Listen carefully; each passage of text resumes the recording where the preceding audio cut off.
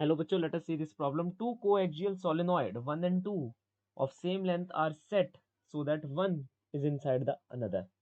The number of turns per unit length are n1 and n2. Current I1 and I2 are flowing in opposite direction. The magnetic field inside the inner coil is zero.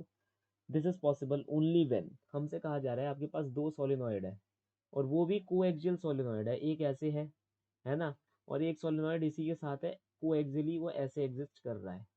एक के अंदर current I1 है, एक के अंदर current क्या है I2 है, एक का नंबर ऑफ टर्न्स N2 है, एक का नंबर ऑफ टर्न्स N1 है ना। इसके अंदर लेटर से करंट I2 है और रेड वाले के अंदर क्या है, करंट I1 है। हमसे बस ये पूछा जा रहा है कि magnetic field inside the inner solenoid, जो एक अंदर वाला सोलेनॉइड है उसके यहाँ पर मैग्नेटिक फील्ड जीरो है। नेट मैग्नेटिक फील्ड क्या है, जीरो है। तो वो क्यों जीरो है, ये हमसे पूछा जा रहा है।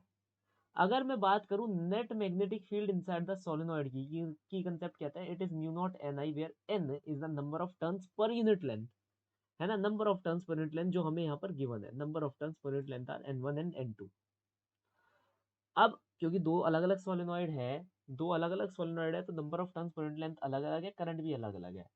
तो मैंने कहा नेट फील्ड क्या है, जीरो। तो एक की वजह से दूसरे की फील्ड क्या हो रही है, कैंसिल आउट हो रही है, ताकि हमें आंसर क्या मिल रहा है, जीरो मिल रहा है। तो मैं ये कह सकता हूँ B1 should be equal to B2। तो मैं यहाँ पर ये कह सकता हूँ N1 I1 should be equal to N2 I2। बिल्कुल सर, बिल्कुल कहा जा सकता है। अब यहाँ पर हम एनालिसिस शुरू करते हैं। अगर इफ N1 N2 के बराबर हो जाए, देखो N1 N2 के बराबर हो जाए और I1 I2 के बराबर हो जाए, तब भी हमारा आंसर क्या आ जाएगा, जीरो आ जाएगा। तो एक एक करके हम एक हर एक चीज को यहाँ पर लेते हैं। I1 is not equal to I2, N1 is equal to N2। कह रहा है कि अगर N1 और N2 इक्वल हो जाएंगे तो I1 I2 इक्वल नहीं होगा, गलत जवाब। अगर ये इक्वल हो जाएंगे तो ये तो आपस में कट जाएंगे, तो I1 should be equal to I2, है ना।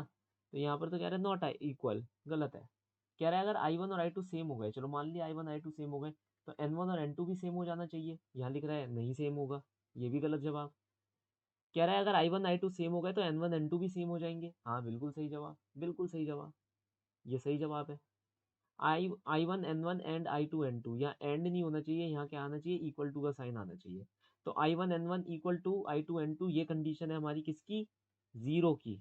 जीरो की कंडीशन है, हमने अभी अभी निकाली है, तो ये भी बिल्कुल सही है। So based upon the following information, I can say that option number third and option number fourth are the two correct option for the following problem. Hope you understood well. Best of luck.